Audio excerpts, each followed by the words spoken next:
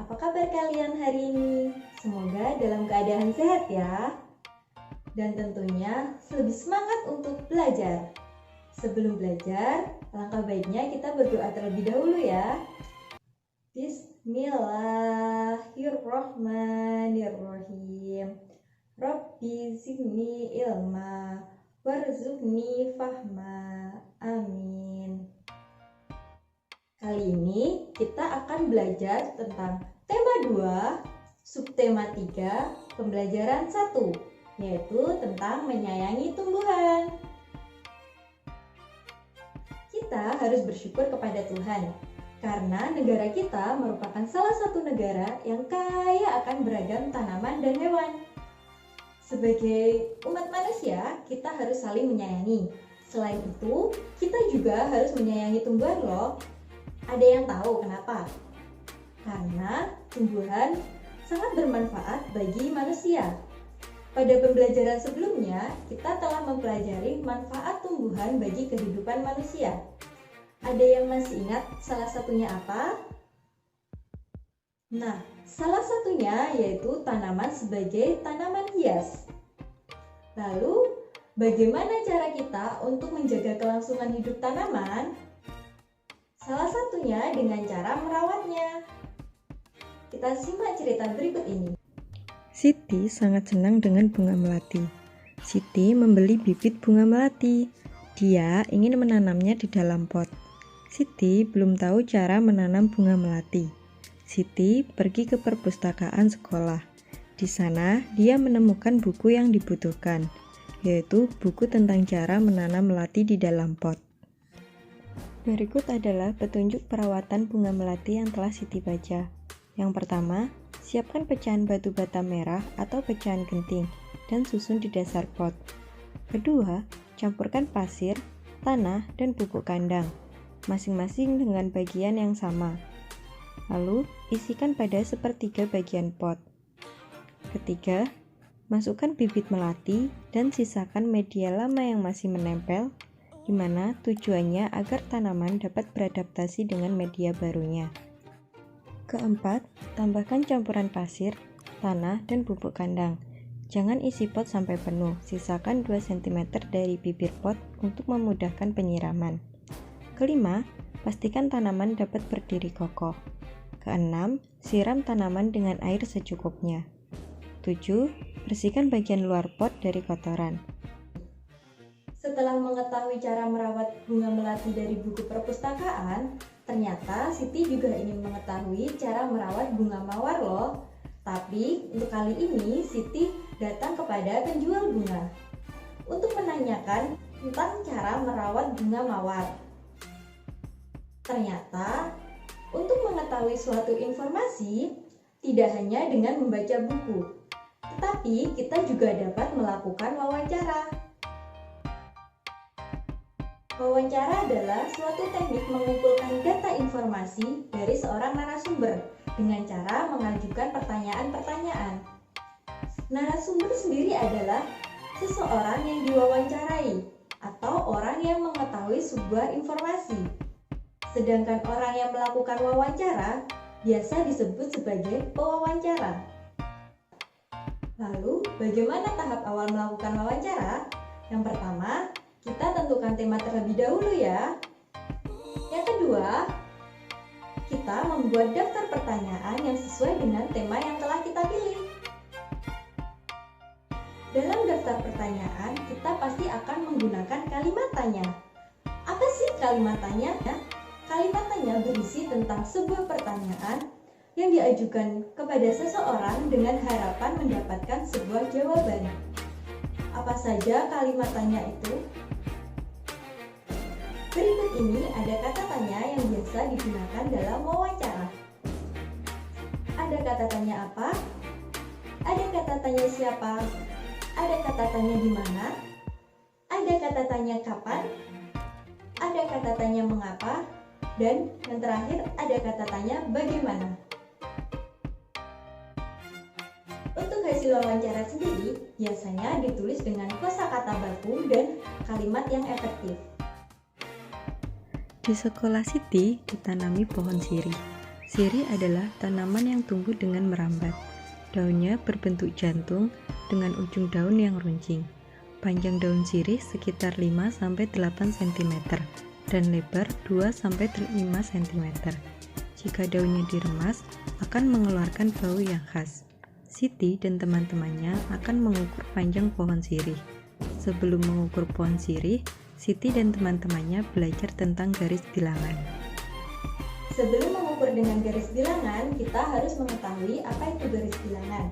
Garis bilangan adalah sebuah garis yang memuat bilangan-bilangan secara berurutan dengan jarak antar bilangan yang sama. Garis bilangan biasanya diawali dengan angka 0.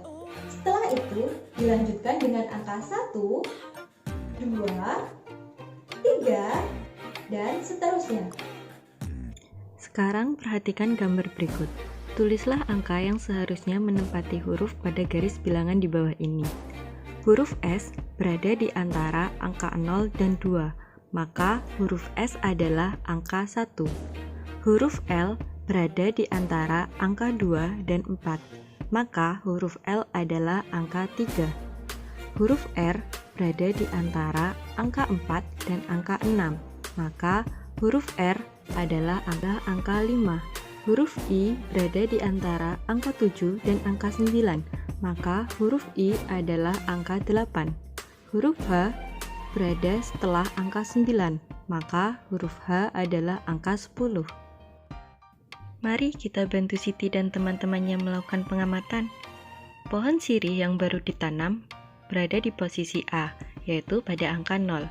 Setelah beberapa waktu, panjang pohon sirih ada di posisi B, yaitu pada angka 2. Dari posisi A menjadi posisi B berpindah 2 satuan. Maka, kita dapat menuliskan bentuk penjumlahannya 0 ditambah 2 sama dengan 2. Contoh lainnya, panjang pohon sirih ada di posisi angka 3. Setelah beberapa waktu, pohon sirih bertambah 2 satuan. Posisi awal berada di angka 3, lalu beberapa waktu bertambah 2 satuan. Maka, bentuk penjumlahannya adalah 3 ditambah 2 sama dengan 5. Contoh soal terakhir, jika panjang pohon sirih di angka 4, dan setelah beberapa waktu tumbuh 7 satuan, berapa panjang pohon sirih sekarang? Awalnya, panjang pohon sirih berada di angka 4, lalu bertambah 7 satuan. Maka, bentuk penjumlahannya adalah 4 ditambah 7 sama dengan 11. Saat berada di rumah, Siti membantu ibunya merapikan lemari baju.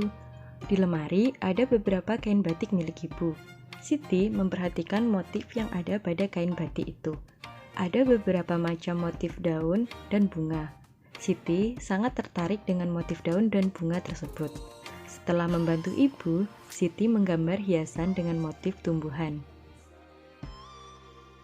Sekarang, coba kita lihat gambar batik yang dimiliki oleh Ibu Siti. Pada gambar A, terdapat batik dengan motif daun. Pada gambar B, terdapat batik dengan motif batik bunga. Sedangkan pada gambar C, terdapat batik dengan motif bunga dan daun. Batik tersebut merupakan salah satu motif hias, sedangkan motif hias sendiri merupakan salah satu karya dari dekoratif. Agar motif hias terlihat lebih indah, hal yang harus diperhatikan yaitu tentang garis dan warnanya. Adapun macam-macam garis, ada garis datar, lalu ada garis tegak, ada garis miring, ada garis lengkung, ada garis bersilang, ada garis zigzag, ada garis spiral, dan juga ada garis gelombang. Selain garis, kita juga harus memperhatikan warnanya. Nah, ada beberapa warna yang ternyata dapat dicampurkan dan menghasilkan warna yang baru loh. Apakah kalian sudah tahu? Contohnya, seperti warna kuning dicampur dengan warna merah, maka akan menghasilkan warna orange. Dan juga ada warna kuning yang dicampur dengan warna biru. Di situ akan menghasilkan warna hijau.